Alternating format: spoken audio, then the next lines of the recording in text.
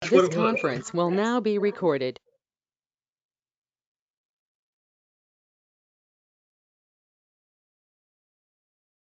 I have no volume.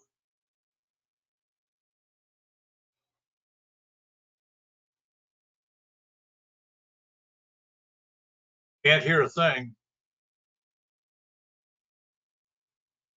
Can you hear me now, Bill? Can now, thank you. Well, my mic's been off and it will stay off pretty much. Go ahead. Okay. Meeting. And, hey, those that are dialing in through remotely, can you hear us? Just want to do a sound check. Yes?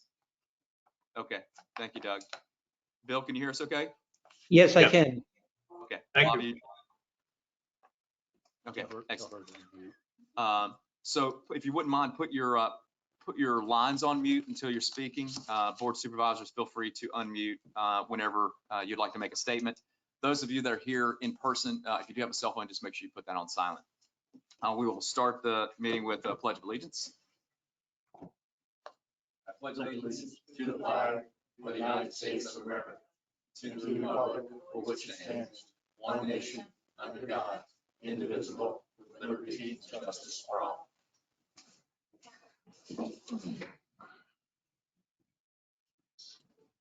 Okay, I will call the roll. We have District Council in the room. We've got Supervisor Tinkle, Supervisor Gephardt, myself here in the room. Dialing in remotely, we have Flavia and Bill. And Tony, we will have to have a motion to approve full participation by Mr. Guy and Ms. Walsh due to exceptional circumstances. So to approve. Do I have a second? Second. I have a motion, a second. Laura, if you would call the vote. Sure, Mr. Gephardt, Yes. Mr. Banks. Yes. Mr. Tinkle. Yes. Mr. Guy. Yes, Oh, Ms. Walsh. no, Like going vote? they Okay, can't just the vote. three. Oh, got it. Sorry. Okay. You just so in the I'm new at this. It's my first day. Okay, great. So the motion passes 3-0. And then remotely, we have Supervisor Guy and Supervisor Wall. We've got Laura is here today as the business manager in place of the district manager. Chris is out today, and so she will operate in his stead. Okay, starting off with public comments. We don't have anything regarding an agenda item, but I do have Joe Schofield here who would like to talk about the Pelican Preserve construction road conversion.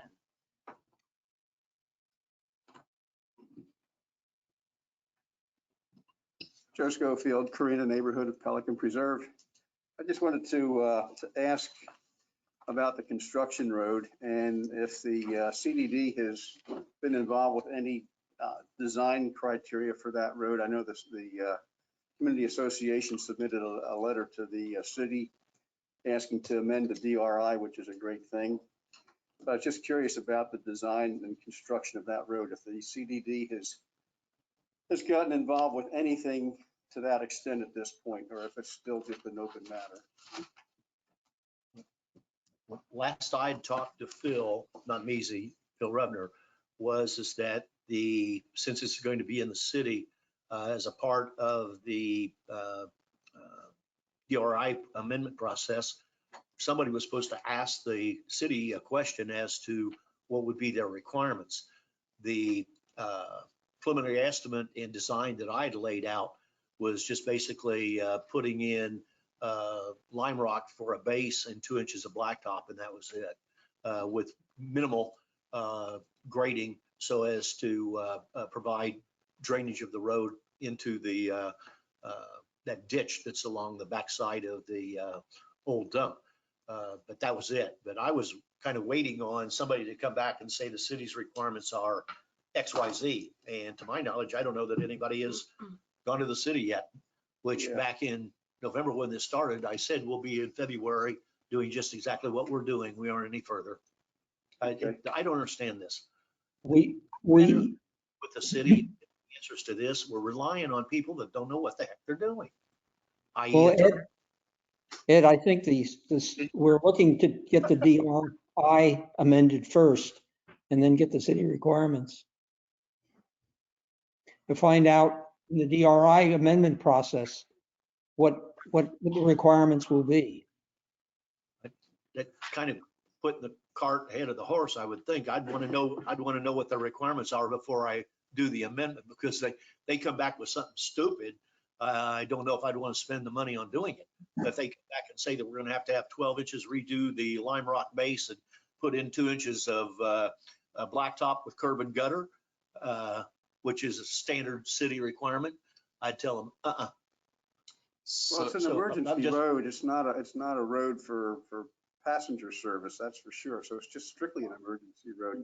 My other question, what I I've thought. heard at the CDD meeting, last meeting, I didn't quite, there was a clarification, I think, Tony, you had on the finances concerning the fire credits. Are they available or not available? And did the board board initially said that they would fund up to $500,000. Does that change to something less than that at this point?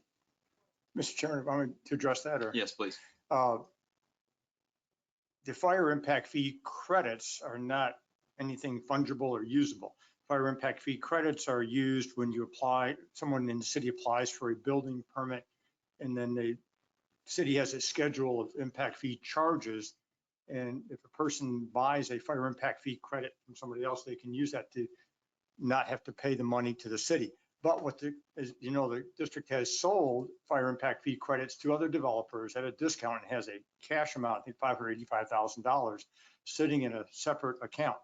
The analysis that I initially made a comment that perhaps that source of money, the fungible funds currently in the account, or the money, could be utilized for that service road. And so I've been talking with bond counsel and sending materials to bond counsel. I had an update conversation with her today, Sandy McLennan with Squires Sanders, a very positive one. She's going to double check with her tax people also. And so we talked about her doing a memo, hopefully for the March 4th, maybe the March 18th board meeting.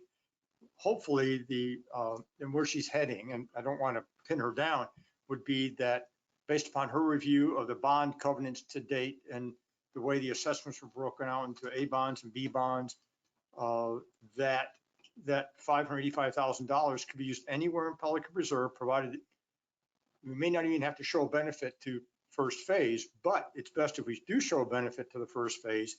And as we articulated here, a benefit can be shown because the ability for emergency vehicles to access off of Gateway Boulevard and cut that whole drive time is a huge benefit to everybody in Pelican Reserve Phase 1 and the second, the old Pelican and the new Pelican. And public safety. So. And yeah, from a public safety perspective, and also as an evacuation route, we talked about that also being an evacuation route in case there was a disaster, say at the front gate and tree line, folks in first old Pelican could come out. And so she's inclined to be positively inclined as long as it's a capital replacement project, which may require the district to actually own that roadway to make it a viable capital replacement project. So that the district would get fee title to it, and the government agencies would have full ingress egress over it for emergency access, and then there'd be a route for the residents of Pelican Reserve to exit that in case of evacuation. She seemed inclined to say that's her initial, that would be a kosher use of that money. If that was in fact what happened, then would the. Well, no, it's not happened yet. Yeah, I'm saying if in fact it did happen, would the CDD then be in charge of designing that road? I think the district would need to be in charge of it because it'd be a district project. Capital, it's a district capital project. To me, it doesn't make a big difference who's designing the road. It's what the county or the city tells you your design's going to be. Yeah. Well, That's the issue. with the emphasis that it's an emergency road, not a throughway. Yeah, road. what you mentioned, it's not a public use road, it's a governmental use road. Yeah, Right. and for Yeah. clarification, Joe, is the concern that the price might be inflated if the county stipulates a certain design that might be over and above what our intended use is? I'm sorry, the Well, city. Well, be the My county con- also, my recall, you concern- got the segment in the county. Yeah, Also, is I that, think there's a lot of issue. My concern is that it's been implied that the 500,000 is not available anymore. And, yeah, and that's not, and what makes up the difference? Well, the whole thing started with the estimate that I'd put together. It was in the ballpark of the 500,000. And then we had an original understanding that roughly a half of that would come to the CDD via the 004 account, the 400. enterprise. The 400 account? I'm sorry, what did I say? Oh, 04, that's Stony Brook. 400 account. I Like did that one up the last time. Pelican like that. Yeah, Pelican like that the last time. Half of it would go to the CDD, half of it would go to Pelican. So the thought was is that 250,000 plus or minus share of Pelican would be coming from that possible, what do you call it? Fire impact fee. Fire impact fee sale. Yeah, Okay, so- proceeds.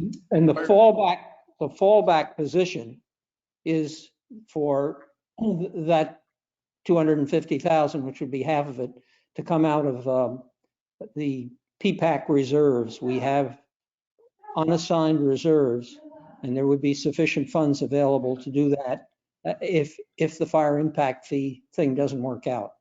You know, I think there are multiple funding sources, viable funding sources. To me, where the issue is progression moving forward.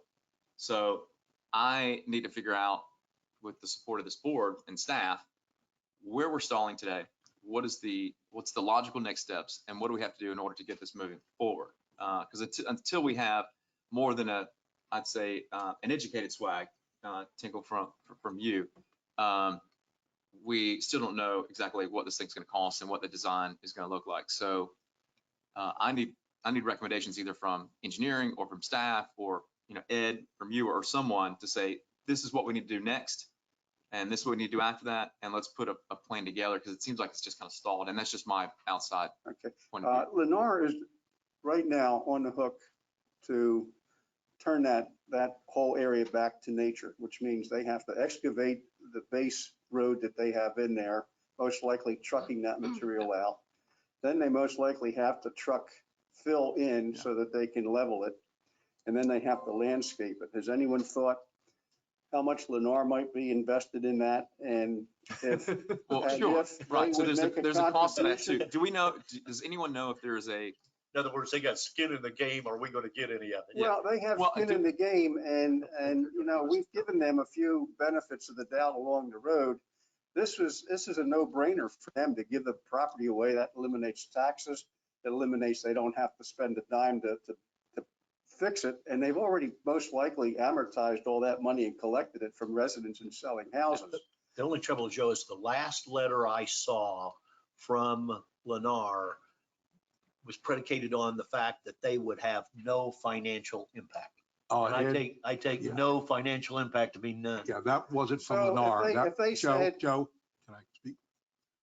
That was a bullet point from the community association. I thought And, that was Lennar. No, it was community So- association. And So I we'll had go to Lennar. a conversation today or this week with Rich Rittenberg specifically to address that point. Is this a non-starter? And he said, absolutely not.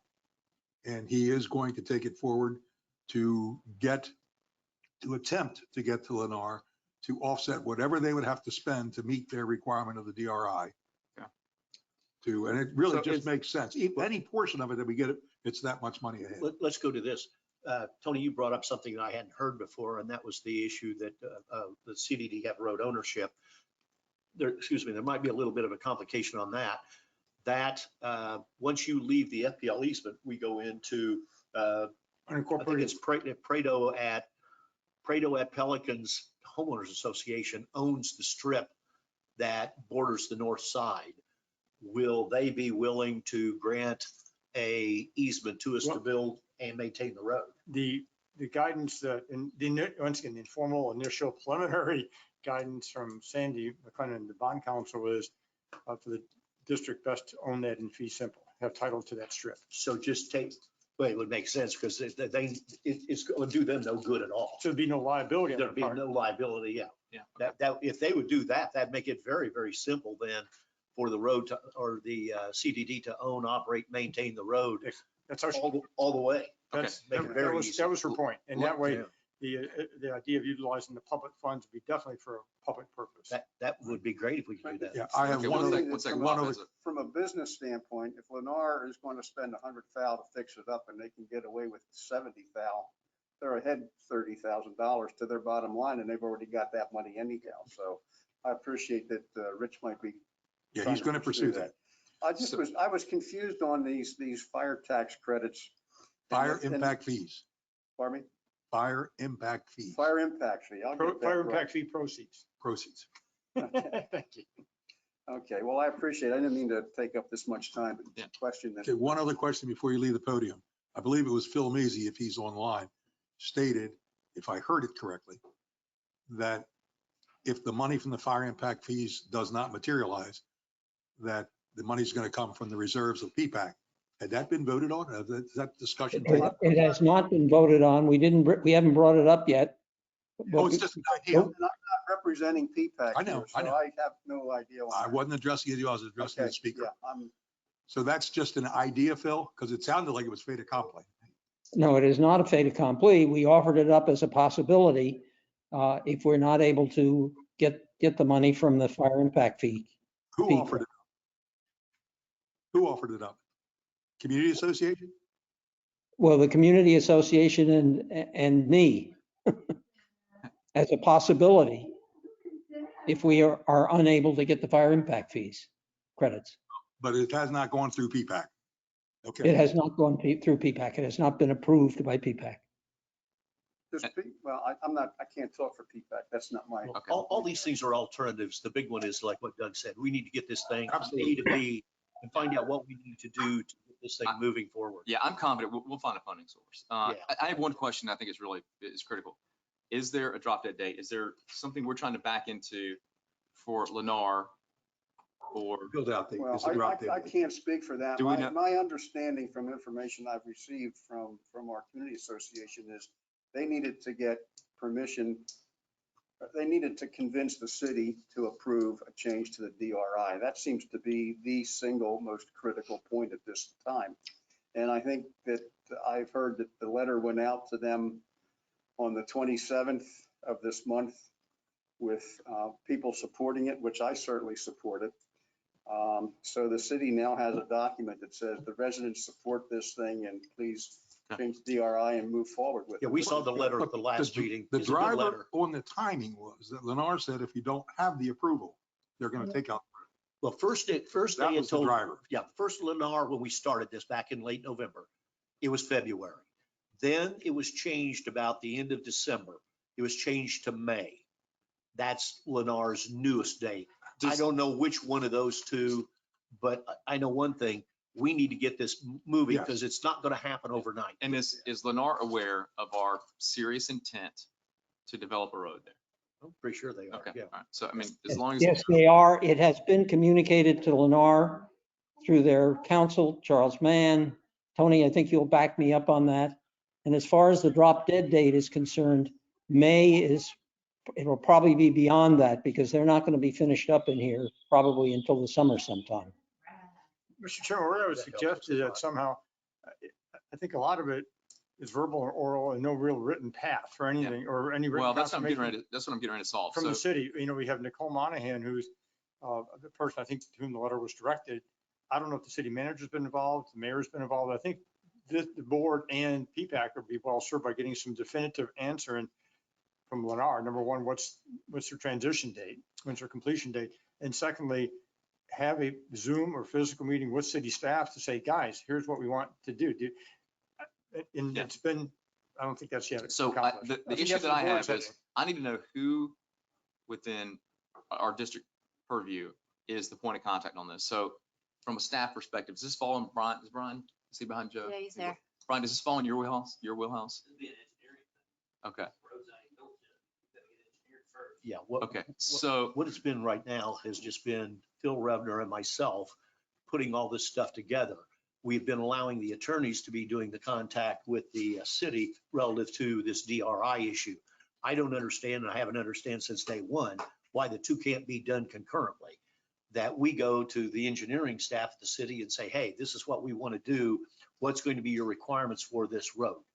Or the alternative with the boards, just a thought, if Steve Adamczyk is representing PPCA, this community association, he's the one that wrote the letter. And Charles Mann has said on behalf of Lennar, and Russell Smith said the same thing. We don't have any objection as long as it doesn't hurt us and doesn't cost us. So I think what might be helpful is if with the board's agreement, if I would get with Stephen to write a joint email to the city attorney's office and say, we're representing these groups. Here's what we want to do. Copy Nicole Monahan on it and says, please outline the process for us to have a meeting with the attorneys, the engineering department, anybody in planning, whoever we need to begin this fall. If the board, if that would be acceptable, that way we get the universe of people necessary and include, Brian and or Tetra Tech on that also. So here's what I need, Laura, if you can just make a note. I need someone from the staff to take point on this. If it's Chris, if it's not quite ready to be handed over to Brian yet, just, because of span of control, that's fine.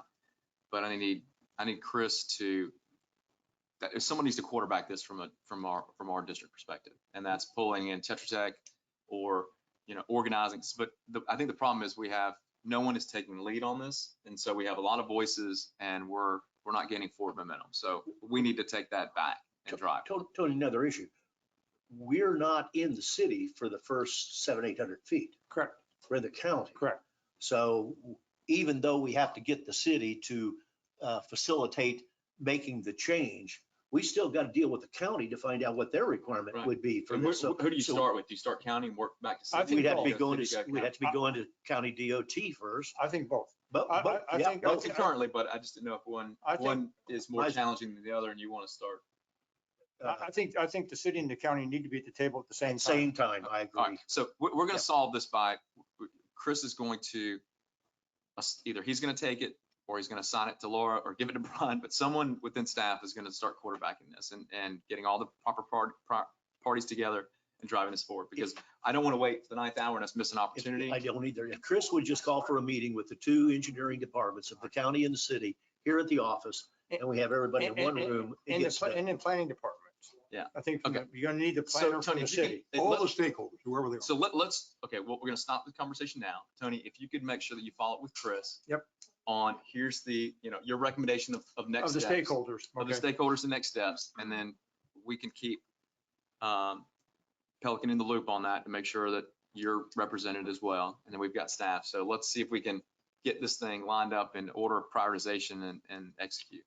Yep. You'll work with Mr. Measy as far as PPAC is concerned. That's fine. I just was curious about the finances, but if I can just make a really quick summary from my part, just Joe Schofield. DRI is critical to get that changed so that our folks can go back to Lennar and say, we've got that cemented and done. Then engineering people have to get involved from the city and the county. Financing is not an issue. That's going to come from one pocket or another. And hopefully maybe some of it will come from Lennar. Is that correct? That My sounds about right. assumption? Thank you very much. Okay. Okay, so no additional public comments? No. Okay, so we'll move into staff reports. We will start with council. Briefly, we filed a small claims action against ADT, and the summons, we're waiting for that to be issued and have it served on the registered agent. Worked with Leslie on the delinquent utility matters, including some liens. She handed me, because I'm Dropbox challenged, she handed me a flash drive with all the Santa Luz. We started to dig into that to work on a course of action for them. Pelican Reserve, there's an existing traffic control agreement in place for the city of Fort Myers to issue citations on the district-owned roads of Pelican Reserve. Ron DePonte, who's been the point person from PPAC, has asked start the process to bring it to PPAC and then to this board to have an amendment to that agreement with the city of Fort Myers. So I contacted the city attorney's office, and they're going to assign that, find out who is the appropriate person in the police department and in the city attorney's office to work on that. So that'll come back in the future. I mentioned briefly about the fire impact fee sale proceeds. My conversation with Sandy McLennan today. And again, hopefully we bring that back to the board no later than March 18th with our opinions as to utilization of those monies and any constraints that, if any at all.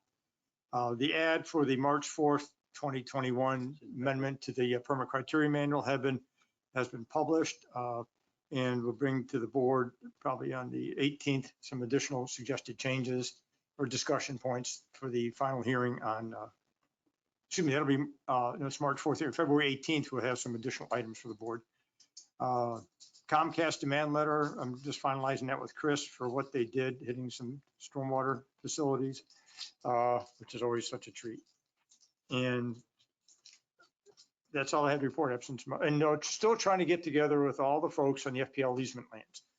The county staff and Lennar staff to work on getting the county's assurances they're not going to tag the district with any parks or recreation space requirements if the district requires by fee simple the FPL easement lands. And what's the holdup on that? Just getting everybody together. The county attorney's office has been trying to coordinate that with everybody. Transportation, the attorneys, engineer, and that's been the difficulty. Now, this component of the FPL easements on the north side of Gateway Boulevard is not applicable to this same discussion. I don't believe I don't so. believe it is either. That'd be something for us to talk with Charles and Russell about separately. And then you got something else? I got a couple of Go ahead, questions. go Couple of things. Who or have you found a warm body to contact at Santa Luz? That's what I've been working on. So I've been saying, I've been going through some records and and We're whistling Dixie on it. We think there's a shell game going on over there. So if you, we're Whatever I- taking a similar action. whatever I find out, I'll pass on to Steve. You're working with Mark Damsick, right? Mark Adamski. Okay. The And Mark other, and I worked along well. We've worked on other issues together, okay, well, unrelated to Gateway. they are slicker than a greased pig. I can tell you that right now. Black Point, what's Black Point? Sounds like something Oh, on, that's an entity that has two or more properties, and that's two of those properties, notices of liens. I signed off on those yesterday to be recorded. sound like something in one of those Jason Bourne movies. It's a trust that has owned some properties. Okay, and there was one, when I said Black Point, I lost it. Go ahead and I'll come back. Did you and I talk about that COVID statement for the leagues? Did you send me something back yet? Yes. You did? Okay. So If you don't have it, if you can just text me and I'll resend it. all right, I'll look back for it. It 'cause probably went to your junk. it I'm just may- kidding. I'll pull it up because I know the flag they just switched over to a new web format, and so they have an opportunity to update it. Oh, So if you have some language on that, that would be beneficial. So I'll go back and pull it. I'll let you know if I can't find it. Okay, thank you. I think we had something that Brian had given when we did the contracts for this not the season now, but the COVID for the leagues. There was some form that we asked them to fill out. Yeah, You worked so- with Tony on that. What I did, I forwarded some information to Tony, because the leagues were saying if people are registering using their web app and they have COVID statements, inherent in the registration that you have to accept before you can move forward. Okay, So it was almost a duplication of effort Sure. to have it within the application registration process and to have the paper copy. And I think the paper copy, working with Georgia, it's just. It's tedious, It's yeah. and it's an arduous process. So Yes. if we can ensure 100% compliance through registration, because you can't register unless you comply, right. then, and the resolution that Tony has is he, drafted language that the leagues could use, and then we would just insert an audit process to be able to capture that. So I wanted to ask Tony what his opinion was before I brought it back to staff to say, look, does it make sense? I think Georgia will say thank you. I'm sure, yeah. Any comments for Tony? Oh, yeah, I do have a question. Any updates with the CenturyLink issues that we ran over last week on the district property? No, I don't know if Brian or Chris has any update on that with CenturyLink. With regards to, I guess, hitting different district facilities. Yeah. Yeah. I can't hear anything, sorry. I know Chris was spearheading that because I know they hit the water out here and he had the county out here along with CenturyLink and Lambert, the contractor. So I know they shut them down for a couple of days because else they're boreheading around the road, but looks like they're wrapping things up. Yeah, I think there's also some issue. I think it was the CenturyLink folks that were on the district road over here, the entry road to the facility. I think that was, Chris was Yes. dealing with that also and got county DOT involved because of the county right-of-way permit for that. And Correct. there were a number of issues, and I think Chris is pretty much on top of it, Okay. Chris and Brian. Yep. He has been. He's been involved with it. So maybe we can get Laura as just maybe an addendum to follow up to the meeting if there's an update that Chris has, because he's not here. It'd be nice for him just maybe shoot just quickly email out to all the supervisors, just with a quick update. Okay, yeah, Anything? we're gonna have Kenny come up. Kenny said he might have a couple updates. Kenny Hall, utility manager. They were, this is in reference to the other night, they were hit an 8-inch, They being CenturyLink? Century, or no, Lambert. Okay. Lambert hit a 8-inch water main going into the soccer complex here. And when they hit the 8-inch water main, we repaired it. And it was probably 6 o'clock sundown. And they were attempting to keep going at night. In the middle, it was 7:30, 8 o'clock, and they were attempting to dig under the road, and we tried to put a stop to it, and that's when Chris really jumped into it right there. So where he's at with that one, he did shut. The county shut him down for, I believe, about half a day, and then they went back through it, and they are, as far as the boring, I believe they are done. The only thing left is for that.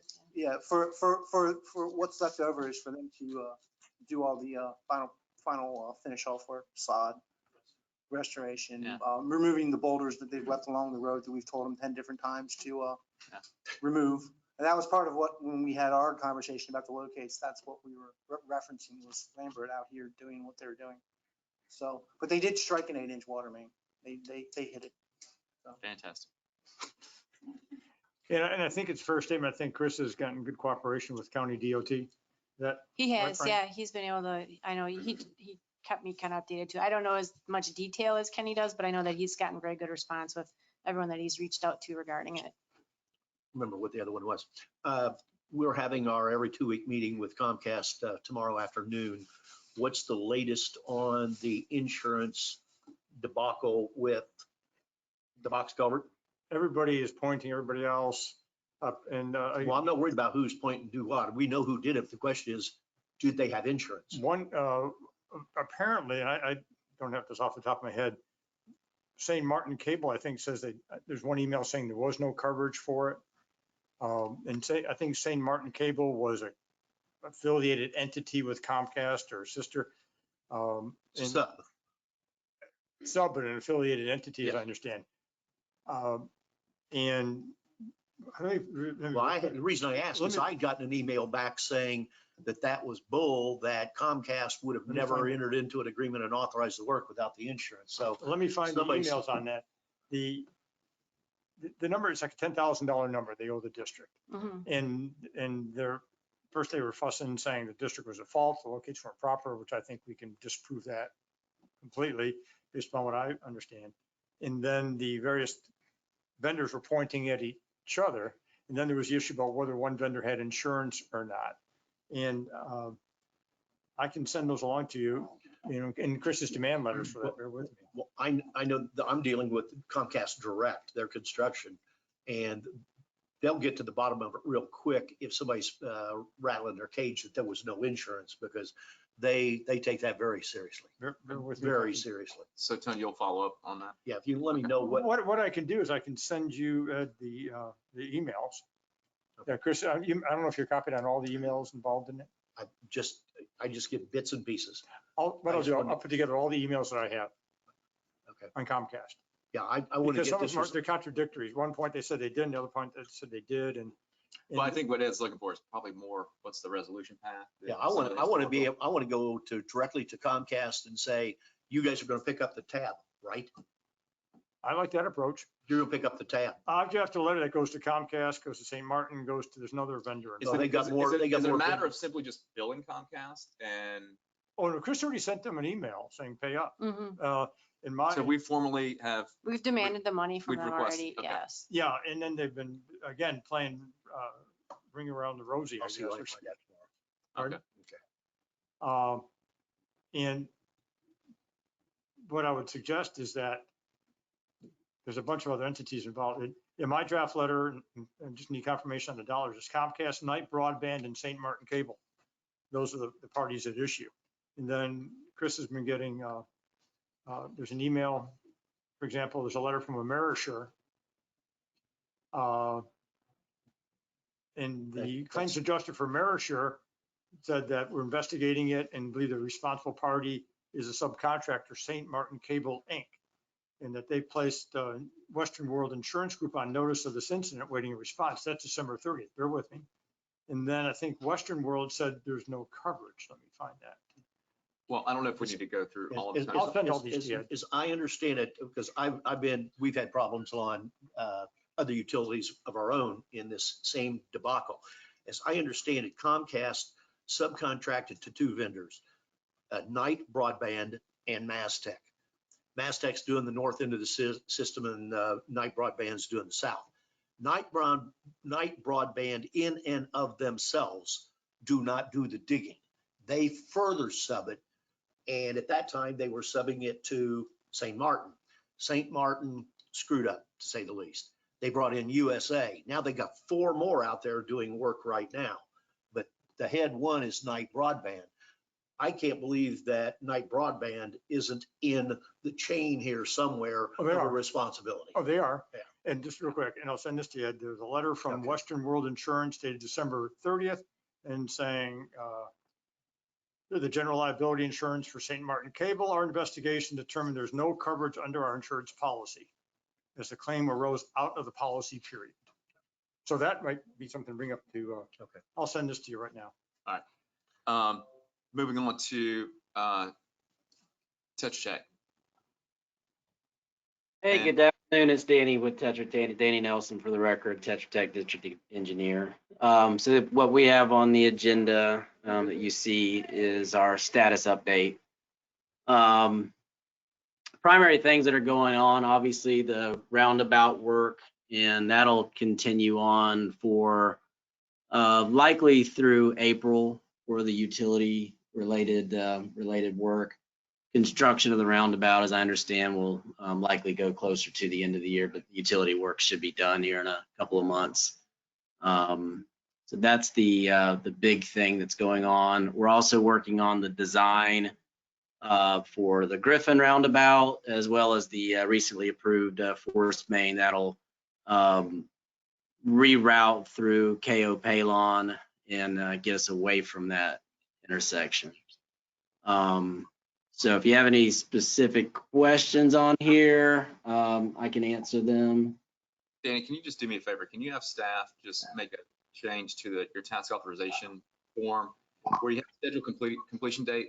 If the scheduled completion date is surpassed, or if we feel like it's going to be surpassed, can we bring that back for a revision? So I'd like to have a revision date on there, but let's retain the original date. We could just kind of cross that out and put the revised date on top of it, please. I think there's only- Yeah, I will. And just to that, probably the biggest one that's sitting out there that's over is 19-13, the second one on there.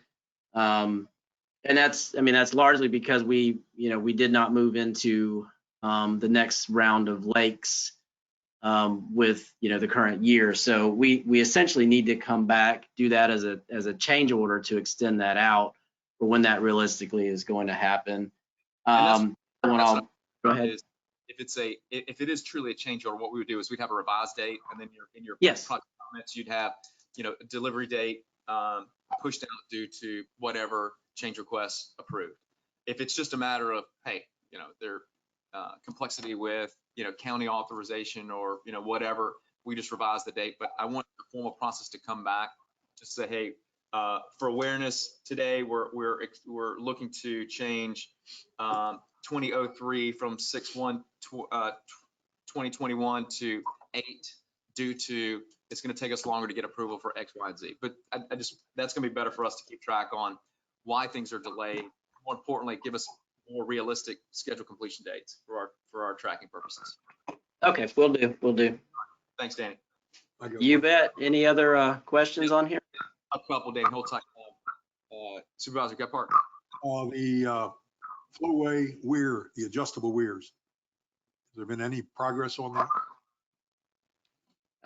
Yeah, we're actually moving into that final design. So, when I prepared this, it was, so you'll see that action date of February 1. There's not actually a deliverable there. It's just what we're moving forward with. So that's moving to that 75% level. So I'll get an update from our design engineers on exactly where that is. But it's just, when you're in the middle of percentages, there's not anything that's going on. But I'll get an update and see if I can get Steven just to write a quick memo on it. We're still in design phase. Is that accurate? Yes, yes. So you're talking about final design, but we're still in design phase. So maybe we can just put a, Right. you know, a deliverable to complete design phase and Yeah, I have a didn't date. want to run up till 12/12 of 21. Yeah, exactly. Okay. And then Supervisor Tinkle, I think, has a couple. Hey, Danny, we've got the 6 and 12-inch force main along Gateway Boulevard coming up from the south that right now hits the south side of the interchange at Griffin and goes due east. Under this new scenario, are we going to have to relocate that 6 and 12 that then would continue north up the west side of Gateway Boulevard? Do we have to do anything with that? And the reason I ask is if that's in the area of the interference of the construction, would we be smarter to go back 25, 30 feet south of Griffin at the entrance to the office park, converge that 6 and 12 into another 16, take it straight up as a 16 instead of a 6 and 12 up to the point of where we cross over into the KO reroute? Yeah, I'm trying to see if I can, Because I'm looking at the map on the wall here. Red line sure looks like to me that that 6 and 12 existing is in the construction zone. And if we're going to have to move at 6 and 12, let's just abandon the daggone thing and put in the 16 and get rid of it to where we never have that issue again. I will tell you, let me see, I was looking for the actual design. It's been a couple of weeks since I've looked at this, but yes, there was my memory was there was a rerouting that would take place to the south as well as to the north. Because I don't see any sense of having to screw with that 6 and 12 going across Gateway Boulevard at all. We just either tear it out or we abandon it in place or whatever. But instead of running a 6 and 12 reroute going north up the sidewalk, just converge it as to a 16 at the beginning and then just take that one pipe up. And then we're done with that area forever. Yeah, so no, you're describing basically what I'm believing I'm seeing as our design. So taking that 16-inch on the west side, it would be capped to the north. So it would basically get it completely out of the intersection. From the south, that would be capped. Then outside of the intersection to the south, 25, 30 feet, it would cross over to the east side, and then it would travel on the east side and connecting back into the 6 and the 12-inch on the east side of the intersection. Okay, and so and Kenny's shaking his head. That's staff's plan. Kenny, Yeah. hold me till. Yes. And I apologize for everybody because everybody's not at the luxury of being able to see what we have, but I think at least if Kenny understands what we're saying, that's my understanding of where it sits right now. So we're working currently on that design, and we'll I think nothing has changed from that. Yeah, and Danny, we've got Kenny at the podium right So now. the 6 and 12 from the south is going to cross over on the south side of the intersection? Why? No. Okay. Well, we good. had that discussion. We had that discussion with Fred yesterday. Okay, you'll 2 go hours due from now. north and eliminate that need for that. That's, cost. we're working on that right now. Yeah, that was about a So- 2-hour meeting. Good. So engineering working with staff with an alternative plan. Well, So to your point, Yeah, I There's a just better don't, solution. I don't want to spend that money twice. yeah, okay, all right. And then we've got Danny, District Council has some questions for you. Just briefly, Danny, on the Cayo Palom Water Management District permit, I guess, I don't know when Gateway received that. Brian, do you know when that was received by Gateway? About a week or so ago. Well, Chris gave it to just Paul. stated January 15th. It wasn't received until last week. Pardon? Okay, That's what he showed. because what happens is this district has 21 days to file a petition to challenge that permit if there are any issues. Danny, are you aware of any issues from the Cayo Palom South Florida permit that would cause Gateway to want to challenge it, their issuing? No, I think everything that we had questions on have been answered. So I don't see any reason to challenge it. Okay, because that 21-day clock started then if you got it, I think the 28th possibly. Yeah, no, we're good. I mean, we all had questions previously, and we had multiple meetings with with the design engineer, their design engineer, Homontez, as well as the developer, and all of the questions that we had. Unless Brian had anything else or Kenny had anything else, I believe everything that we had have been addressed. Okay, I appreciate that. And I understand, I think you mentioned too, and Brian can confirm, the Cayo Palone folks have been cooperatively with the district on various easements that are needed. They've been very cooperative, in my opinion, on everything that they've done. Not just with the easement, but on everything. Thank you. Thanks, Mr. Chairman, for letting me ask any of that. Okay, if there's nothing else for Tetra Tech, we'll move on to our district manager report. So Laura, are you giving that? Chris just asked if there are any questions on it, that if I can't answer it, I'll just take a note and he'll have to get back to you. I specifically asked him if you want to talk about any of it, and he just said to let him know if there are questions. On Chris's On report? Chris's report. Yeah. The only one I had was on that C5, just to make sure that that flow is still flowing north and not south. Is everybody on the same page on that over at? It Pelican? is. It is? It is. Okay. And they were, the engineering firm, I think it was Sewer Viewer, was out there uncovering the junction points. I don't know if they've actually, they physically meet, but they were out there this week looking for them. So I met with them on site, and it's going to go north end. He has a thing over here about that Cayo Palone. Yeah. Or something in his report. So moving on, no questions with the district manager report. Laura from business manager.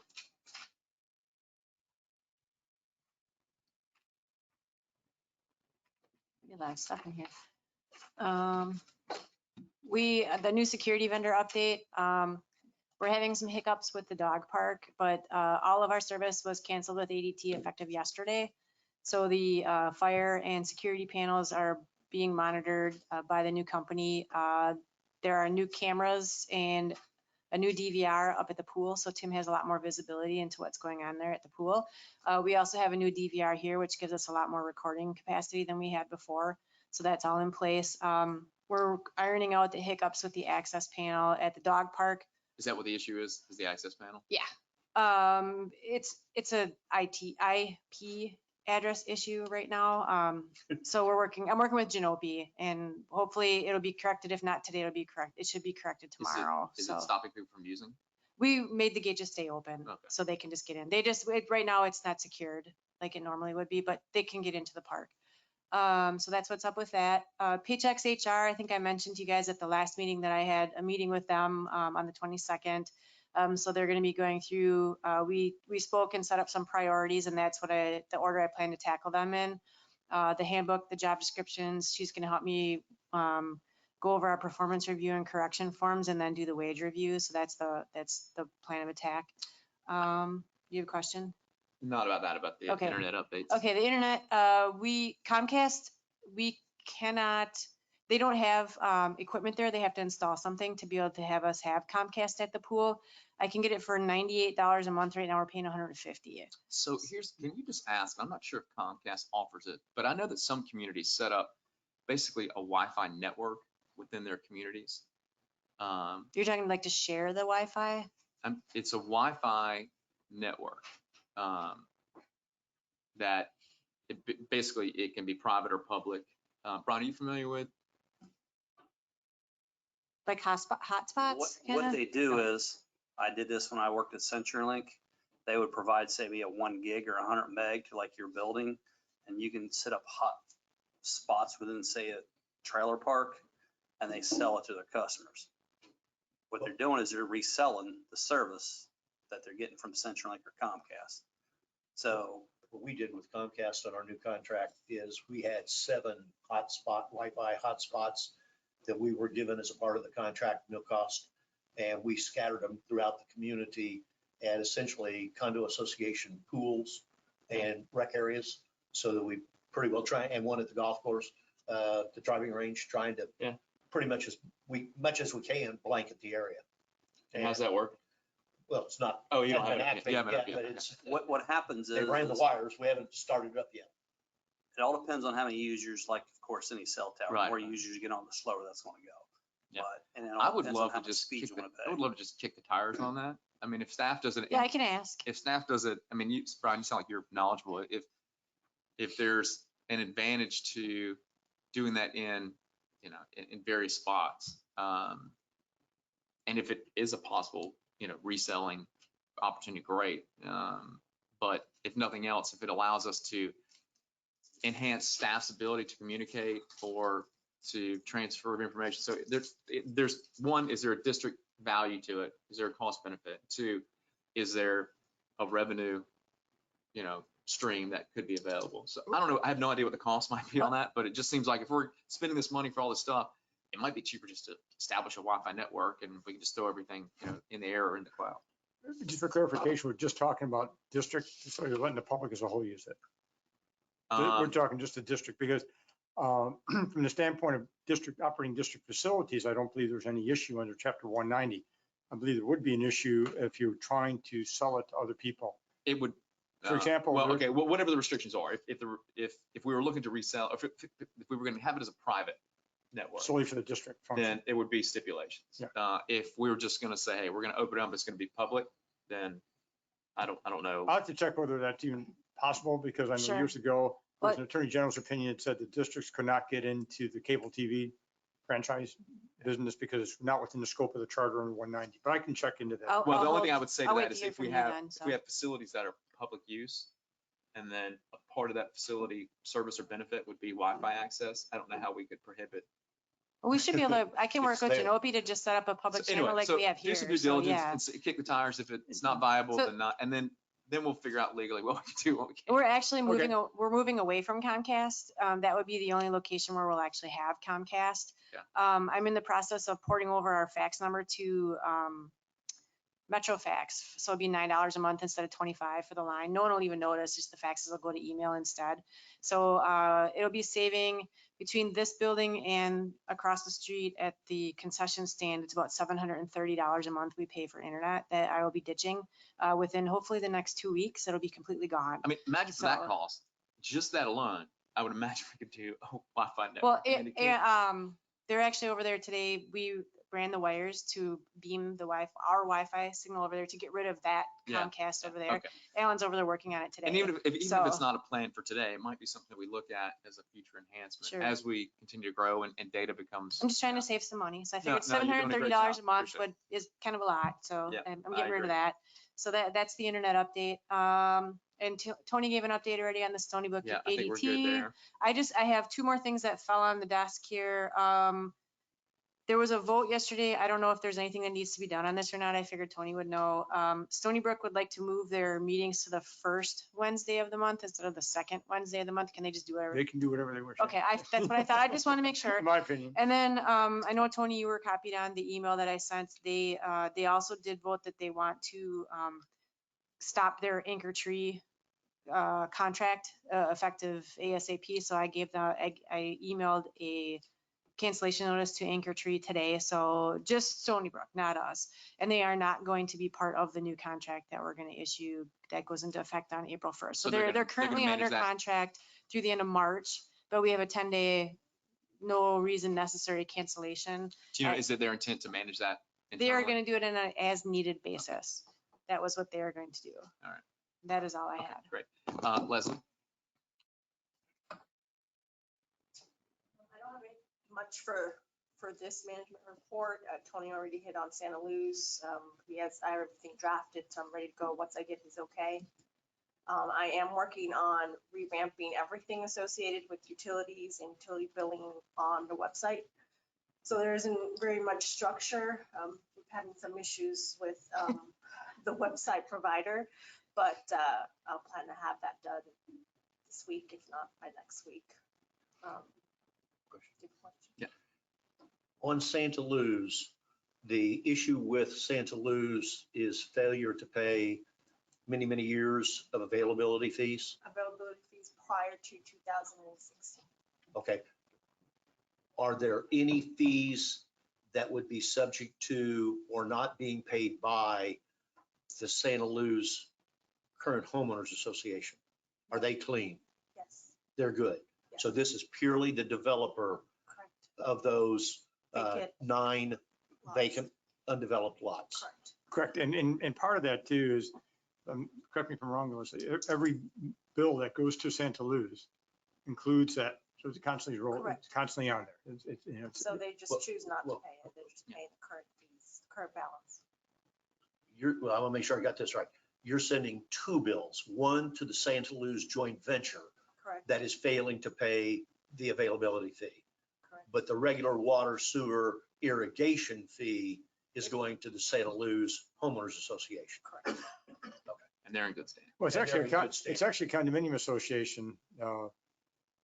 And so you have the different, it's a condominium association. Right. Well, the one that you're talking about is not paying the bill, as we best can tell it, is the one we're going after for not doing the blacktopping final lift. Which is, I think is a condo association, Is- developer condo Yeah, association. They have two entities. Yeah. okay, well, the one that owns the land is the Santa Luz Joint Venture LLC.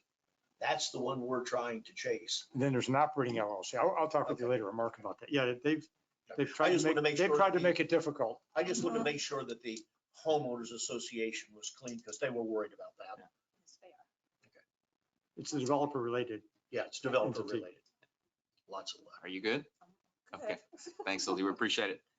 Kenny, you're up next.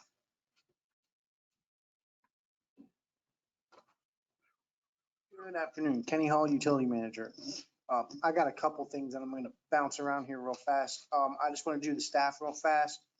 Wyatt Pierce, who was our field operator, he was left and came back, has left again. He resigned his position. So we hired a new guy right out of US Water. And he's going to jump right in to where Wyatt left off.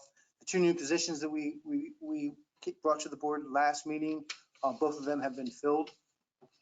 And Ryan Ellsworth, who is the maintenance person for Brian, is sliding over at the beginning of next week to start for the utility staff. So by February 15th, we should be fully staffed. We're going to have 3 new people, so it's going to probably take us a good 2-3 weeks to really get going, get everybody in the groove, where we're going to go, how we're going to do it, get it all in position, and then start running with it. And then, as I said on the last meeting with the Thompson pumps, we have Oh, 2. hold on one second, Kenny, before you go that. So do you have a utility supervisor? Yes, sir. Okay. So you've got someone that reports Field directly under you, Yes. that's second in command? Yep. Okay, fantastic. And as of right now, or as of the 15th, when you become fully staffed, you are fully staffed. I will be fully staffed. Okay. Field.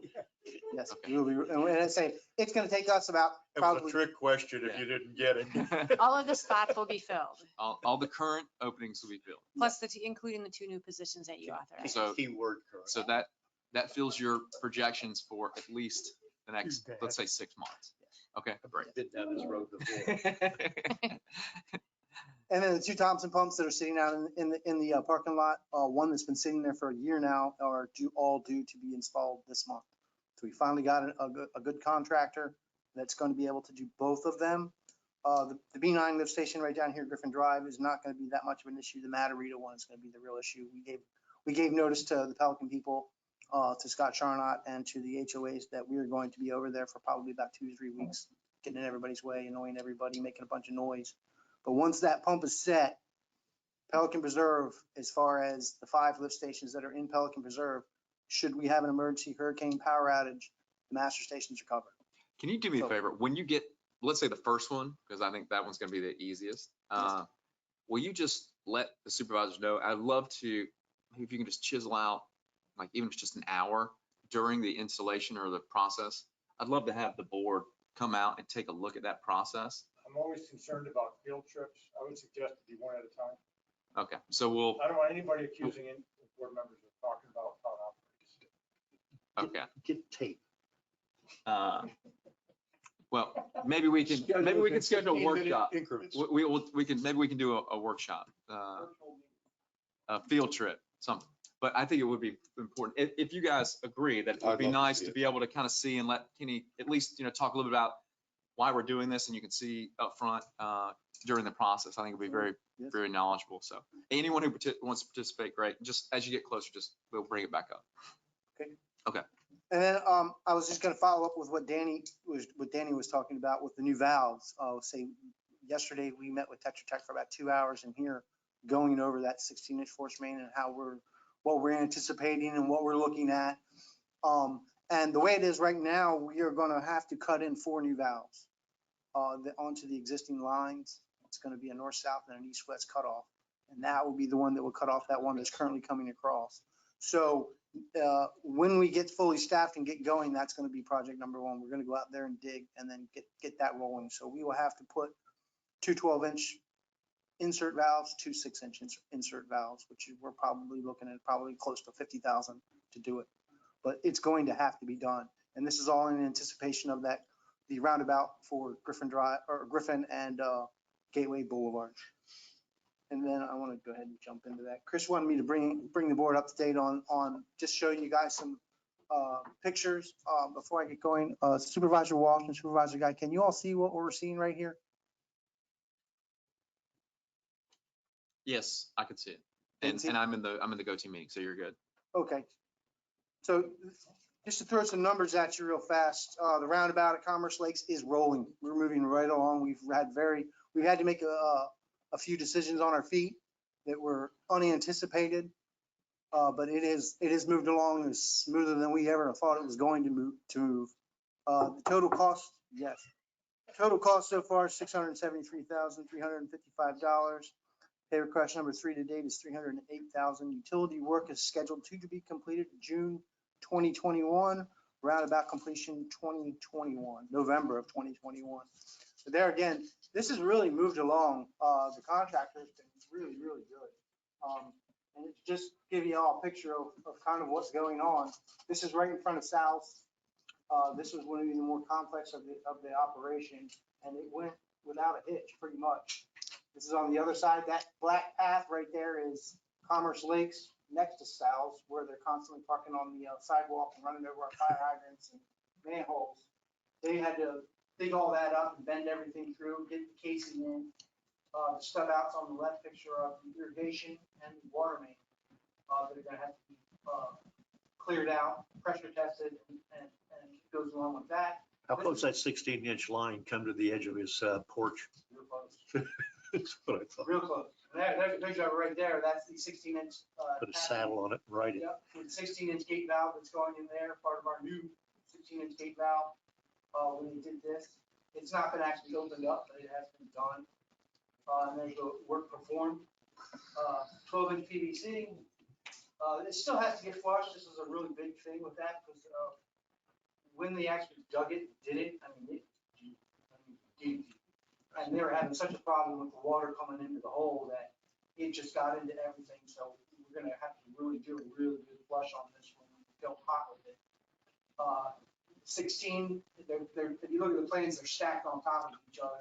And all of that work has went without pretty much without hitch. We had to make some adjustments, but it was nothing really major. So if you have any questions on that. Has there been any, what's the traffic issue been like over there as far as any issues? I mean, I know it's backing up, but as far as like any accidents and. There's Two? been, yeah, nothing bad though. People keep trying to turn left. I'm on Commerce, but I saw some meatballs. Yeah, they had to redo that MOT in there. Yeah. That dog don't hunt. There's no place to turn left. And I tell you what, If you don't mind going. you have to slow down going through there. Yeah, Yes, you do. Yeah, the police will get you. Well, I'm just They saying, will it's get you. to navigate through that time. I mean, you It's like a You slog. gotta pay attention. got to slow it down. And then when they cut them and start coming across the other way, they're gonna swap and go to the other side. So it's gonna be even funner because you're gonna be right on that intersection. Yeah, you want some excitement, get in the passenger seat of my 16-year-old when he's trying to, I'm like, dude, you better slow this down. Or, you're going to be walking. Anyway, go ahead. Tigla has a question for you, kid. Has anybody done any analysis now that we've gone several weeks, many weeks, no water? What's our irrigation? What are we running? Irrigation. Our irrigation system, running water into the system. What are we running relative to our peak demands? Oh, we're way low this year. We're low. Oh yeah, we're way low. We're not even getting peak demands like we were. You think? I think 6 months ago I did a 3-year stack and it was, we're not even close. This was a loaded question. I want to hear, Leslie.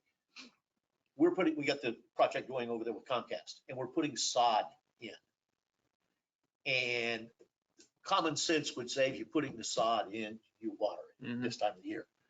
Well, we're finding that the sod's dying quickly because people aren't watering it. I'm wondering if people have shut off their They always irrigation do. systems They always because do. of cost. Have you seen a drop in the billings for irrigation? Because if you're down on volume, you must be down on billings.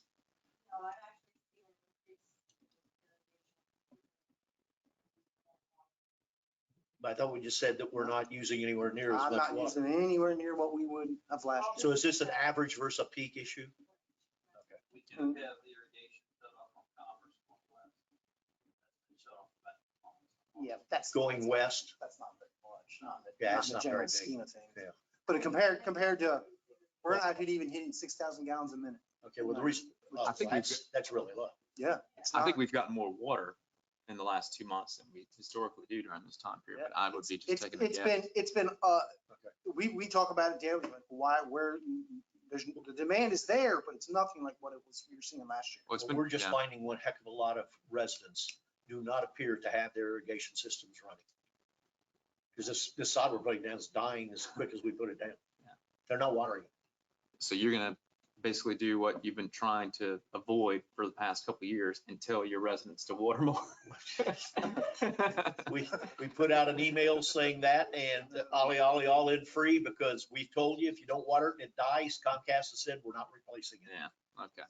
All right. Go ahead, Kenny. And this one was the oak tree, our favorite, this is the one down in Mahogany Isles. This one was a paper tiger, if you ask me, because I've seen. That's a mess.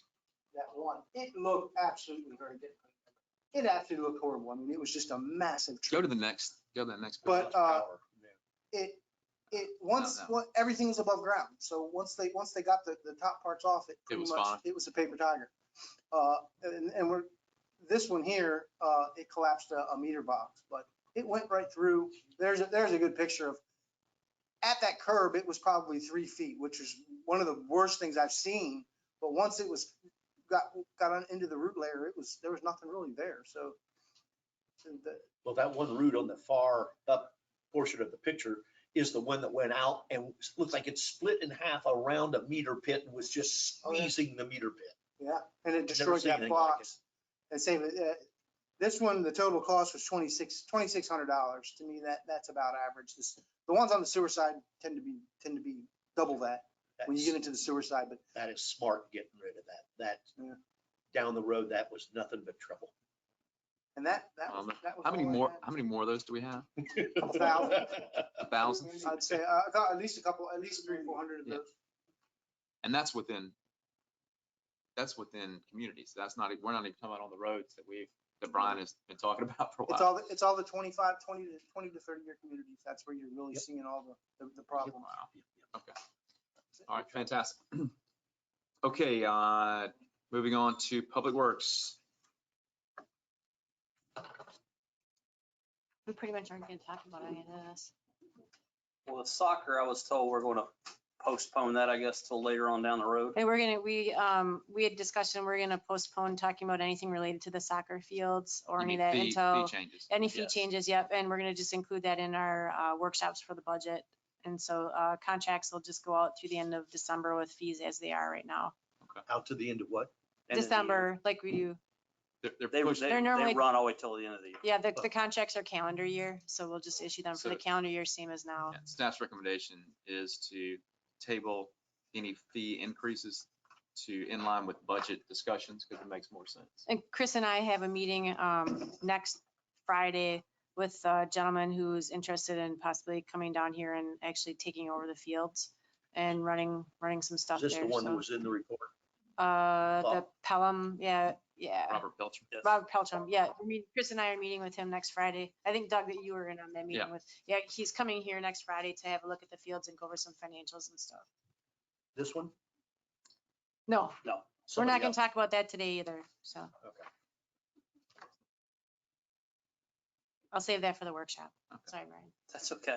The other issue was the exterior landscape and tree maintenance contracts. They expire March 31st. The staff, we went over the following. We had 4 sealed bid packages for the maintenance and 5 for the tree. The bid tally sheets are as follows. You had Mainscape was the lowest bidder. Their 3-year total was 2.4 million. Personal Touch 3-year total was 2.6.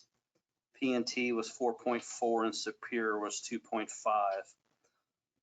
The staff, we got together and we feel it's best just to keep Mainscape along since they know where all the things are broken. I just hate to put it that way, but they do. But if we go with Mainscape the first year, I know last year their budget was 734. So we're gonna be about 25,000 short for the next 6 months to cover it from April till September. They do owe us a credit of 60,000 since we didn't do Pine Straw. So we can make that work with any adjustments to the budget from stealing from any account to make that cover it.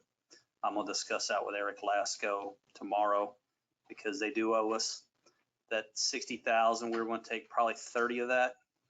The oak trees from Stony Brook to Hidden Links, the little bitty ones.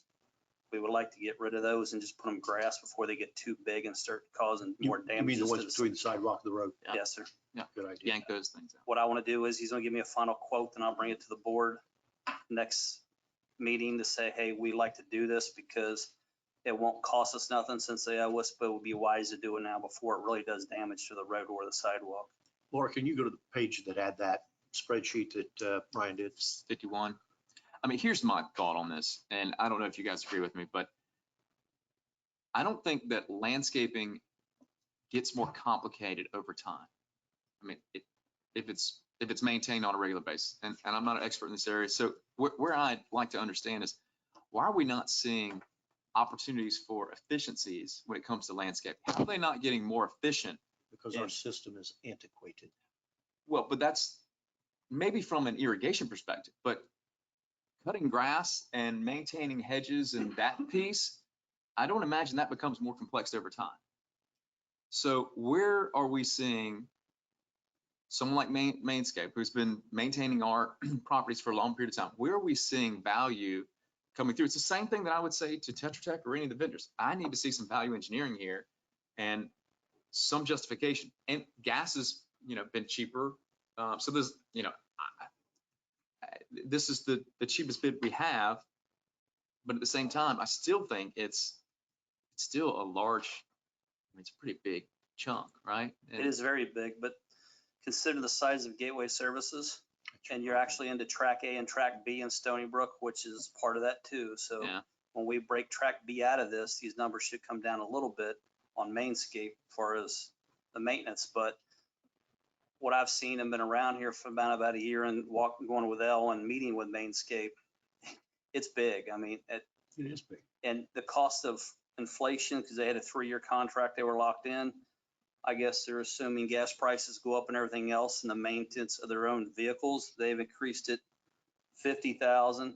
But then I look at the next one up is 840. But see, maintenance of their own vehicles, that's a them problem. That's not enough. The man hours they spend, because I've seen it over in Gateway Greens with them, because we have a similar situation.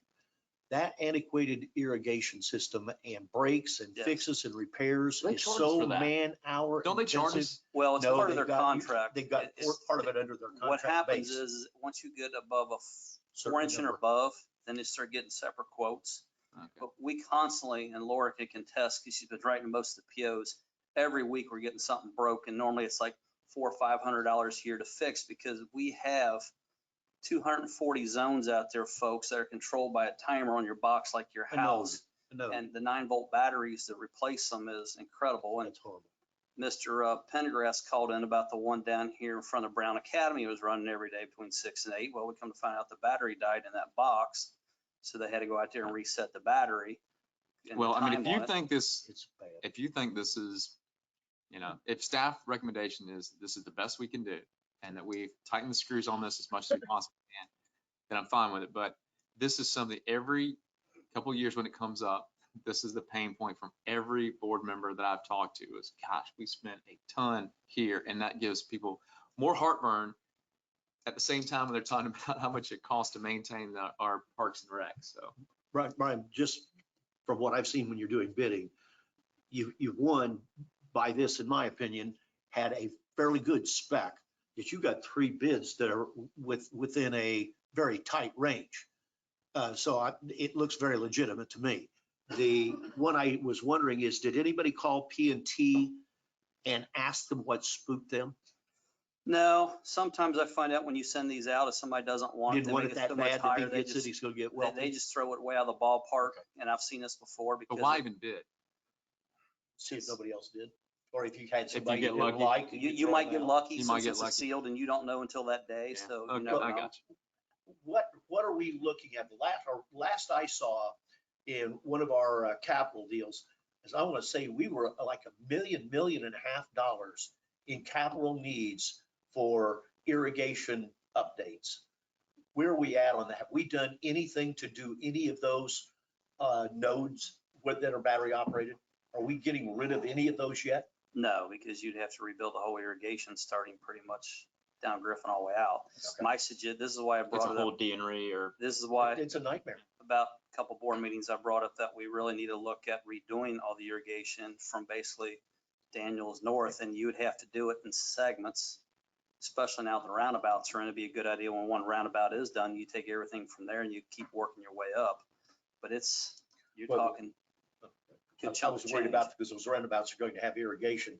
I'd hate to see us go in there and have the roundabout fixed, and then we come back and tear up the pavement to put in the new irrigation system right after they put it in. That would look good. So in those two roundabouts, it'd be nice to get the irrigation system done for that, so that those are off those daggone nodes that would have to be replaced. Yeah, matter of fact, Kenny can contest the new irrigation lines that are running down there now. They are putting into that roundabout off of that new line. So that will be addressed on this roundabout here, which is good. So we'll have Were more of these that. 4 bids the result of a public bidding process? Or Yes. was this invitational? No, we sent this out public wide, put it in the paper. Ameriscape wasn't interested? This is all we had coming back. We posted everything on Demand Star. We use Demand Star. That's the only place that we post them is on Demand Star. No, it's still public though. I mean, Yes. Yes. Hey, guys, I'm gonna let you guys go. I'm really not feeling really well. So good luck with the rest of the meeting. Okay, thanks, Flavia. All right. I think it is what it is. I totally agree with your deal. Now, once we get a bid back, or so once we have all these bids, we're locked into these costs, right? You have the choice to accept the bids recommendation by staff, reject all bids and rebid. That's your choice. So, but once we get to this point, we either accept it, there's no negotiation that we can do post. Correct. Your current contract runs till March 31st. So we do have time if you want to do that. But you can always terminate it in 30 days notice though, right? Any of the contracts? Yes, Correct. yes. I mean, So what, are you looking for a motion? Yes. I'd make the motion to go ahead and approve recommendation of staff of entering into the agreement with Mainscape. I'll second that. For the exterior landscape maintenance. Yes. Exterior. Okay. In the amount of $2,457,806 per year total. okay, so we have a motion, and a second, or if you'll call the vote, Sure. Mr. Gepper, Yes. Mr. Banks, yes. Mr. Tinkle, Yes. Mr. Guy, Yes, Yeah, and Flavia's left. and in that motion, assume the board waived any irregularity on the submittal of the Mainscape bid is noted in the footnotes.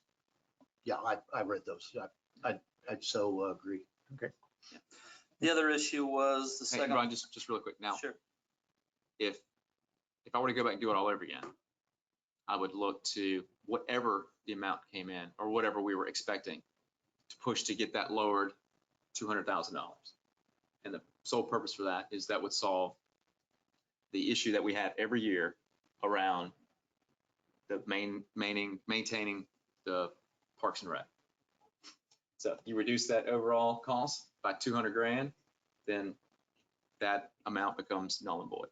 So that's what I would have looked at in establishing this contract, is how do I solve a problem by looking at cost reduction? But we didn't necessarily do that. Matter of fact, our amount from last year was, what was our last contract annual? 734. Yeah. So it went up like 50,000. Yeah. So we've increased as opposed to 15%. yeah, instead of That's a decrease. So we've approved it, but again, we're not helping ourselves in some of these cases. So that's enough for me. So Go ahead, Brian. The tree maintenance contract, we had Personal Touch, came in on a 3-year contract of 185.9. Anchor was 235.5. Anchor is your current. Basically, they're at 40,000. As you can tell, they almost doubled. P&T was 538,000, Superior's 96, and Tree West is 325. After reviewing these, Superior called us to find out what we're paying out for the last 3 years. So they kind of went by those numbers, and we can tell you this, it doesn't cut it, folks, because we're always constantly moving funds to cover the cost. How do we bill that? Is it? They have a on monthly contract. This is just strictly for trimming the trees that are out there. This is not for taking any oaks down. This is general maintenance. General maintenance. Okay. So any oak tree that you want to take down in addition to this, that money is not in this contract. So that's where we run into, like this year, we're running short because we had to take trees out that are either dead or oaks that are causing other issues, where that 40,000 really should be around 80 to 100, because the 59 or whatever it takes to cover the contract just for the maintenance of the trimming of the trees, that doesn't include any removals. That is additional. And just out of curiosity, so if there's an increase in the second, third year, are they just putting in cost of living and maybe fuel costs? And I presume most of the time everybody tax on at least 5 to 10% just for incidentals that they don't know from year to year. Because Personal Touch is the only one, Tree West. other than Tree West, actually baked in additional costs, which I think is a little peculiar. Some keep them flat like Anchor did along with Superior, then some like Tree West and Personal Touch figure in cost of year increases. Go ahead, Tony. If I can ask you, just for the record, Brian, the dollar amount for Superior was lower than anybody else. Correct. What was the reason you make a recommendation that they not be deemed a responsible, responsive bidder? Staff, Elle and I felt, as they went that low to pretty much, they called in here to ask what last year's numbers were the last 3, and Elle told them it was right around 40,000 a year. So they went lower than that to get the contract, but we feel that that number is so low. It's unrealistic. It's unrealistic. I mean, if you take these 5, the 59 to 78, the 179 to 32, and 102, it's $90,000 on an average, folks. Yeah. I mean, anything below the 90,000 average, okay, so we feel Personal Touch is probably the one we feel like we can live with and make it work. I know it's a little bit more. It's about double what Superior is. But what we're going to run into, we feel in Superior, is we have to keep moving funds to cover it, because the amount of trees and the growth, especially like covering the street lights up, you got to constantly keep trimming them back.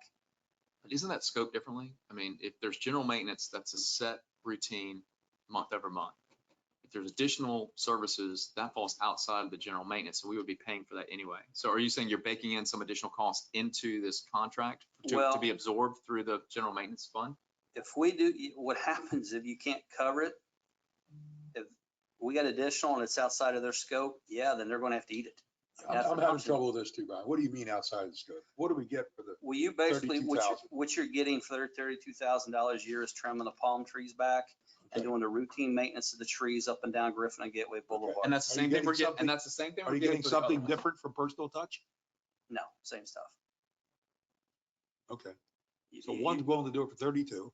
And the other one's willing to do it for 59, the other one for 78, 179. Okay. And I have one more question. So is there any timing consideration or quality of completion that we might have one versus the other? So do we feel like, is one company smaller and we feel like they may not be able to maintain our schedule, or they may not have the equipment to do it at the quality that we're maybe accustomed to?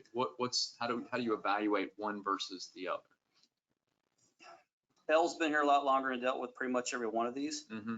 I mean, Anchor does a pretty good job now, but as you can tell, it went from 40 to 78, which is a big jump. So they're pretty much trying to tell you this was cost to maintain this property. And speaking with them, you can go with Superior, and we do have the luxury, if they don't up to the standards, and you terminate them. And then you go from there. I mean, if we're willing to That's take what that I'm chance. shorting with. Why, we have nothing at risk by going. Well, no, we don't. Do we have to do a 3-year commitment? I mean, I know we have a termination for convenience. We can terminate any time, but. I think the contract, I think if I recall correctly, it's not in the packet. I think it's a 1-year contract With 2 1-year with renewals. two options to two renew. options to extension. renew. It Okay, is, that yeah. makes So sense. that's why the district asked for the bids for each one of the years, is my recollection. You'd have to Right, rebid it. yeah, I think you're Correct. correct too. That's what I remember reading. I'm sorry? That's what I remember reading as well. I want to make sure that, you know, also because there's additional things we're going to ask this company to do. It's not just general maintenance. It's part of that consideration based on any capability constraints that, let's say, Superior might have over personal touch in their ability to perform the additional services outside of it. I Or are they think gonna we're all rip us just like, off on okay, that? why are we paying more for something that is a set control? Right. Unless there are questions, and maybe Elle has a relationship, maybe she has information that you don't have access to. But when it comes down to cost, I mean, my gut is telling me to go with the cheapest here. Yeah, me too. Have we ever had Superior? Have we ever used them?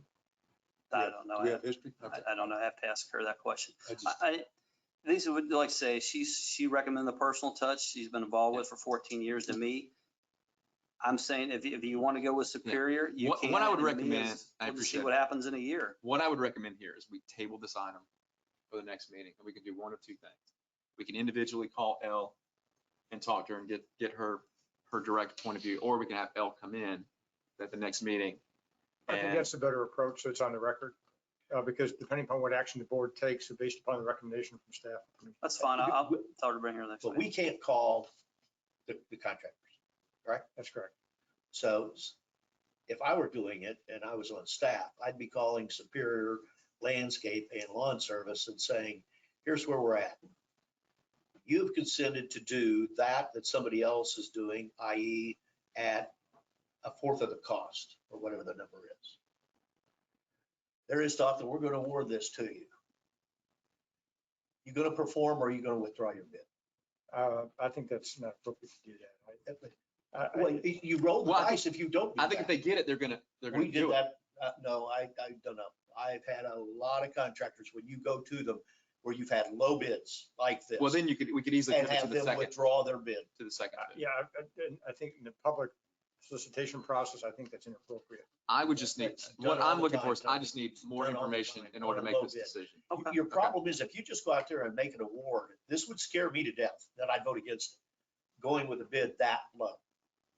That's just got trouble written. That's all over why it. our feeling wasn't But up to I'd go. much And I rather don't have disagree them- with you. I'd much rather have them come back and say, hey, I want to reconsider. No, What I suggest to possibly, the bids themselves, the numbers are public. We publish those.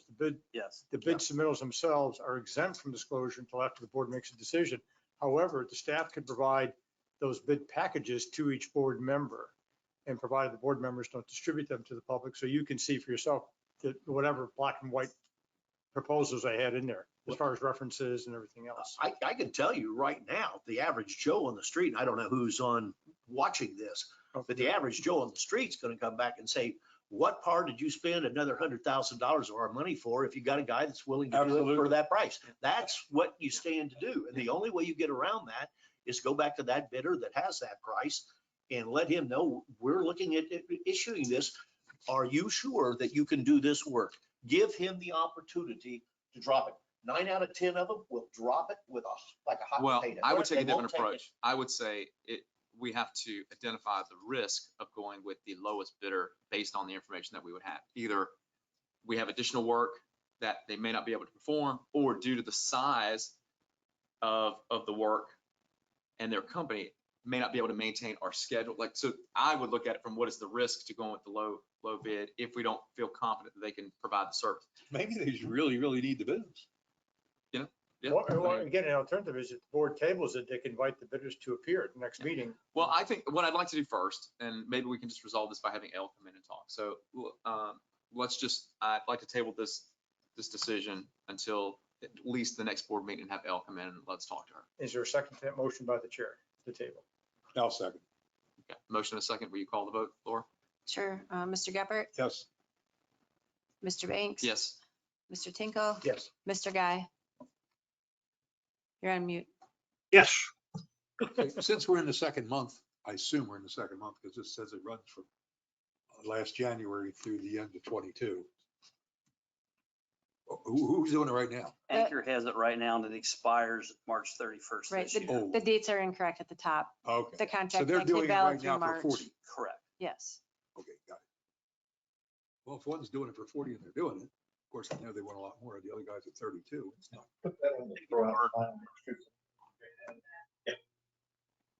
So you got to hold their feet to the fire to get done what you want done. Because for that amount of money, they know what it costs to trim these out. So what they're saying is that it's pretty much a reality that 40,000 didn't get it. Because if you take the reality of all 5 of these, you come up with a $90,000 average. If you took even from the high to the low. So I'm looking at that going, yeah, they're probably about right where they should be. So you've not sent out a post-bid tabulation. So the other 4 bidders, other than the fact that they're calling in, They all know what they have. they know these. Yes, they do. Okay. Everybody was shared this information. It's public knowledge. Right, they have to online too. I'm sorry. Well, It's you online, they you can could see it. almost have Superior Well, that was my do it point. twice. Yeah. Since you're up here, do you want to just skip and do 2 years and then I can do Well, my bank one? And Brian, my only point to this too, and this is the last I'll say, now this frees up an additional Almost 100,000. almost $100,000 for the additional stuff that you want. them For to the do. trees. Yeah, for the trees. Now, granted, we're Need to be hoping removed. that performance doesn't drop off and they maintain schedule and they can do it appropriately and we're not getting rid of them in the 3rd month and having to, hope that one of these other bidders will be available to come back in. So we're rolling a little bit of dice there, but I think we'll make the right decision at the end of the day. I'm gonna, if you're okay then, are we good on this one? We're good on I'm this. gonna skip to D just because he's up there and then we'll come back to Yeah, C. okay. We're gonna skip the. Do we have, Is this the PP? do you have a table This is for the- that one? Yeah. The aquatic maintenance No. agreement? Sorry. All right. You want, Is this the one for the, behind the Winn-Dixie? the 33 Lakes annual aquatic management for 33 Lakes and Pelican Preserve by Aquagenics and for $72,000. They had a proposal. PPAC approved it on the January 14th. Been the same amount of money Yes, for about it's- 5 years now. It's pretty much the same. I think the only thing they want to add in addition to this is behind the Winn-Dixie, they're going to add that flowway into there to spray that since it's been cleared out. The flowway. Yes. Do you have a motion to approve? Tony? What I would suggest is the motion to approve be accept the proposals, a dollar amount and the service levels, but utilize the district's form of purchase order and agreement because there are a number of objectionable terms in this document. With regards to. Surprise. Yeah, I know. So. He's always earning his money. Pardon? Do we need, well, Tony, let me ask you this. Are you comfortable with us approving? Yes. With your, Utilizing the Recommended- district format for the Okay, all contract, yes. So The I'll so service- we don't issue need, we don't need to appeal. redline it and then bring it back? No. He just has some verbiage he wants to change. Yeah, I'll just for- issue a PO for it then? Okay. Okay. Is that what you're saying, Tony, that we can approve they can vote on the expense and then I'll just issue a purchase order for the amount? Yes, the expense and the service levels that are in, I think it's waterway survey chart, the addendum to contract with the numbers. Okay. In the scheduled visits, all the specs. But for example, it says if we default, we agree that they can terminate the contract. We make immediate payment of the total contract amount to the end of the term. So if we cancel one month, What's wrong with that? I know we cancel them one, I mean, Okay. from their perspective, no, it's not a problem. So do I have a motion to approve with Tony's conditions? Yeah, so moved. Yeah. Motion is second. Laura, you call the vote? Sure. Mr. Gepper? Yes. Give them an A for effort. Mr. Banks? Yes. Mr. Tinkle? Yes. Mr. Guy? Yes. All right, passes 4-0. All right, we'll skip back up to C. I think you're done, Brian. Okay, thanks, Brian. Appreciate it. Good, very good update. I think I brought this up a few months ago. We have an account at, Regions? Regions Bank it's got like $130 in it total. It's been that same dollar amount the entire time that I've been here. It never goes up, it never goes down. And it was my understanding that it was something to do with the bond validation, that they needed an account. We were using them for some kind of services. I know Stephen Bloom reached out to them and they're totally fine with us closing it. So Tony and I worked together to draft this resolution, so I'm just asking for your permission to close the account. Motion to Move approve. approval. Second. Second. Motion is second. Call the vote. All right, Mr. Gepper. Yes. Mr. Banks. Yes. Mr. Tinkle. Yes. Mr. Guy. Yes. Motion passes. 4-0. Any items to pull from the consent agenda?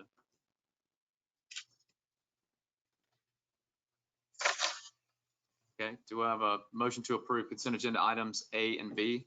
Makes, I have a motion. Second. Second. Motion is second. Can you call the vote? Mr. Gepper. yes. Mr. Banks. Yes. Mr. Tinkle. Yes. Mr. Guy. Yes.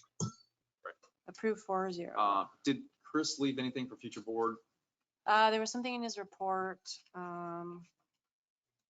back up. He did have something at the end of it. I saw Yeah, I think I saw it too. Okay. Upcoming. Okay, so if, just for sake of the board members, on agenda page 12 and 13, there are additional items for consideration for the next board meeting. So if you have any additional items, please, send those over to Chris for consideration. Mr. Chairman, for clarification, should that be February 18th? Oh, yes, it should be Yes. February 18th.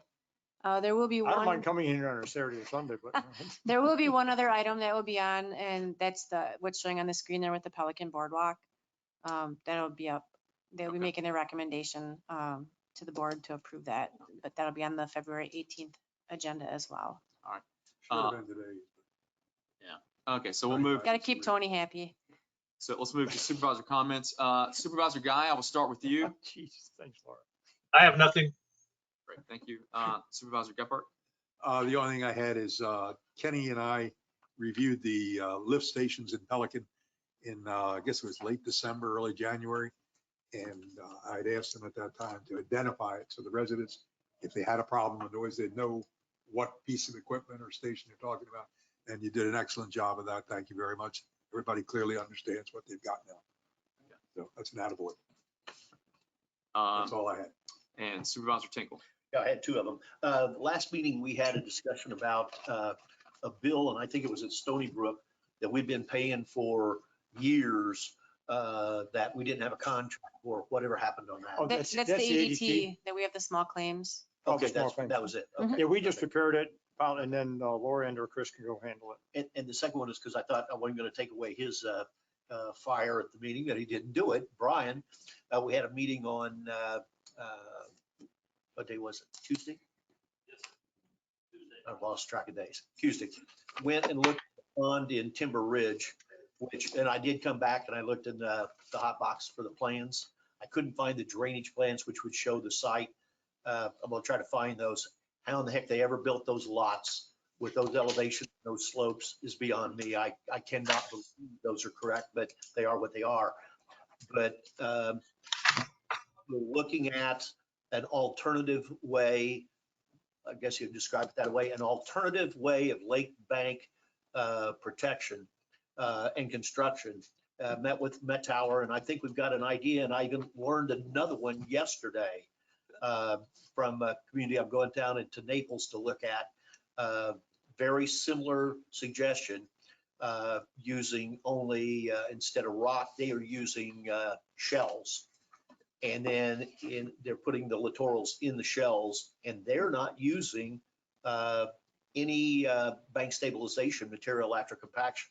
So if you've got a material that I had Southern Indiana clay, I wouldn't be worried about it either. But this stuff we got around here, you have a hard time to compact it. And it moves. But we were looking at some ideas. I want to get down and look at the idea of using just basically common Bermuda from the control elevation out to the 8-foot, 2-foot depth. And then Have you looked at coconut mesh to do that very same? Well, we zone? talked about coconut mesh, That's but I'm of the same low cost opinion with effective. Met Tower that stuff's little weak. And there, where we're talking about, you can't believe it, Bob. You're coming off these yards at 2-to-1 slopes Really? down to the lake bank. Thank God we have a pretty good stand of floor tam in there that knocks off some of the velocity. But how they ever built those lots, they're like this down to the what do you call it? control elevation. And then just the opposite, it flattens out going to the lake. The craziest thing you've ever seen. But we're looking at trying to do that and save the cost. But Met Tower is of the opinion, and I think I agree with them. They still would like to see the, what do you call it? You put the toe in, which is the Put large the, yeah, rocks. put the under rock toe water. in at the base Yeah. to hold everything. We'll put the TRM up on the bank. You put sod back, but instead of putting the rock like we did over here from control in, he uses a Bermuda he's used on other developments. It's very water Yeah, hardy. it's You can resilient. take it. And then it grows right onto the matting. And See, the in beauty is, place of the stone, because we had the toe and we had Right. the rock, but at the water level and they're up, we used the coconut mesh And and over, then put the and Bermuda. over there, they've got a ton of reeds It everywhere. was a lot cheaper. And he's of the opinion the reeds will come back up through. It's my only issue in all this is, is if these people that are along the lake, and we talked about it, if these 50 lots or whatever it is are consensual to this, then let's try it and see how it works. Yeah. No, I applaud you for the effort. Yeah, and we do have some history of some of the ponds to look at that now have about 5 years, is because we've done a variety of things. what I like to do is meet with their HOA when they have a meeting. I can get with Matt Tire and go take pictures of what he's done down in Bonita Springs. They'll Was show it you Breckenridge? Breckenridge. It'll show you the difference. So you don't get the rock, you get more. And these are going to be for the new, No, just for one pond. but for a new pond or for one we've already We- allocated? It's When we one got of out the for three bid that and was, approved. yeah, we had 3 of them that was carried over. Right, is it one of those 3? Just one of Yes. the 3. Okay, The other 2 we're leaving the same. 'cause- Okay. But I went on to Lecon looking at Breckenridge. You can't do it. You got to go there. You can't see nothing. I thought we had, so you have more? No, that's it. I did have one other thing. Yeah, go ahead. Brian gave me a tour of the concession stand, and I know we're not talking about the sports complex, but this is kind of an isolated incident. We've got quite a bit of equipment over there that is not functional or hasn't been used in years, or was put in a long time ago, and it's just sitting there. What do we need to do to throw it away and get rid of it? I mean, why would it? Or at least kind of see if equipment? there's an appliance. A couple of refrigerators that company. have been used, or some old ranges and things. Are they functional? No, well, Some of them are, but most of them are not. most of them do not, and no one uses them. They've been sitting there for years. that's the original stove that was put back when the complex was built. It's rusted over. Nobody uses that. And we have 2 old refrigerators that probably been there same time frame.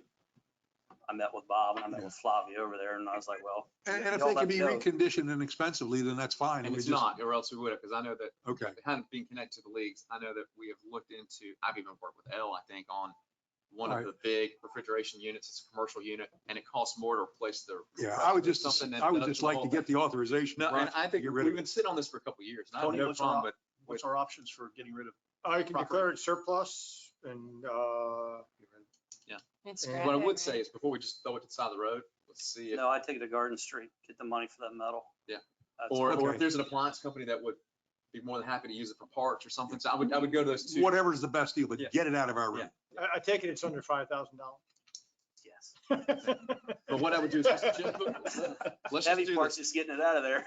Before we get rid of The anything, decimal to let's the just, left. let's just make sure the leagues are aware of what we're planning to get rid of, 50 cents. just in case there is Yeah. something that they may be using that we're not aware of on some level. And We'll take pictures and send it out to the leagues.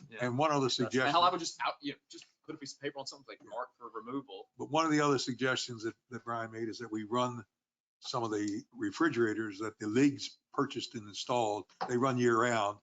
And so I had talked to Mark, and he's totally amenable to when he's done with it, they'll turn them off, clean them up, and leave them vacant with the door open or whatever the district wants. Yeah.